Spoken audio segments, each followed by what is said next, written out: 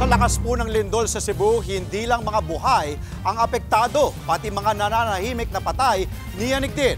At live mula sa Bogos City, nasa frontline ng balitang yan, si News 5 Visayas correspondent John Aroa. John, kamusta ba ang mga sementeryo dyan matapos ang lindol? Balita ko, kahit yung mga nicho ay naapektuhan, nagkalat din.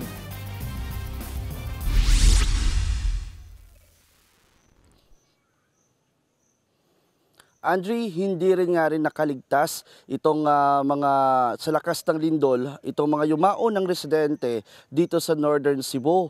Ang ilan kasi sa mga sementeryo rito ay nadamay sa lindol. Nagkalat ang mga buto at nagkawasak-wasak ang mga nitso sa lakas ng pagyanig.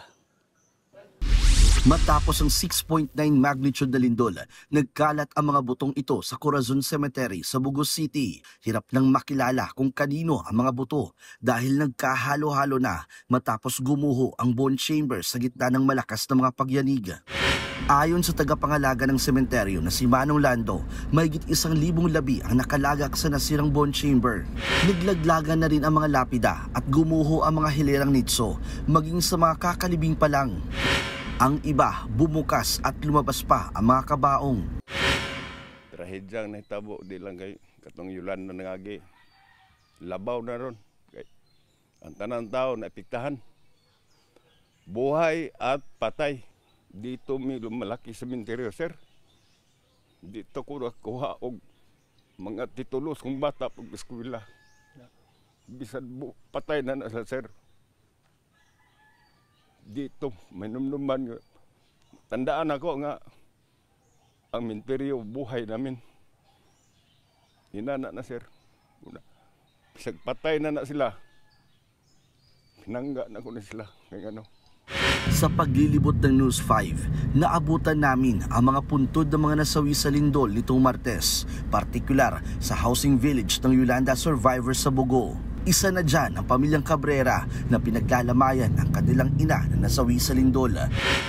Ayon sa anak niyang si Virginia, hindi na nakatakbo ang ina nang yumanig ang lupa. Nabagsakan tuloy ito ng sementadong pader mula mismo sa kanilang bahay. Nakapag-usap pa raw sila sa telepono bago ang lindol, pero di niya inakalang yun na ang huling beses na maririnig niya ang boses ng ina.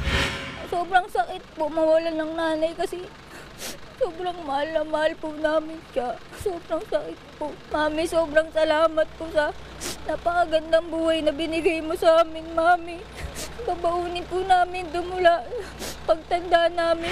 Dahil delikado na ang mga nitso, hinuhukay at ililipat ang mga labi sa mas ligtas na lugar. Mag-aano na All Souls, All Saints Day. Pwede naman po namin tulungan sila na mag-clear out or whatever. Tutulong din naman po yung LGU just so that everybody can still celebrate All Souls and All Saints Day na hindi naman po in distress dahil nasira na po yung mga yung mga libingan ng mga relatives nila.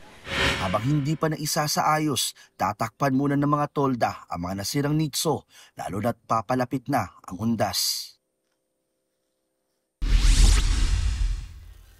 Andre, sa mga oras na ito ay nakatayo tayo ngayon sa Corazon Cemetery at makikita ninyo sa video, yan yung mga ataol na nagsilabasa na matapos nga gumuho ang harapang bahagi ng nitso dahil nga sa lakas ng pagyanig. Ayon naman kay Mang Lando, Andre, na itong mga bone itong mga buto mula sa bone chamber o mula sa nasirang bone chamber ay ililipat nila sa mass grave. Sa ngayon may ilan-ilan lang mga kamag-anak na nagpupunta dito para tingnan ang sitwasyon ng mga labi, pero ang karamihan ay abala pa rin hanggang sa ngayon sa paghahanap ng pagkain at maiinom at masisilungan dahil nga sa matapos itong pagyanig ng 6.9 magnitude na lindol dito sa northern part ng Cebu.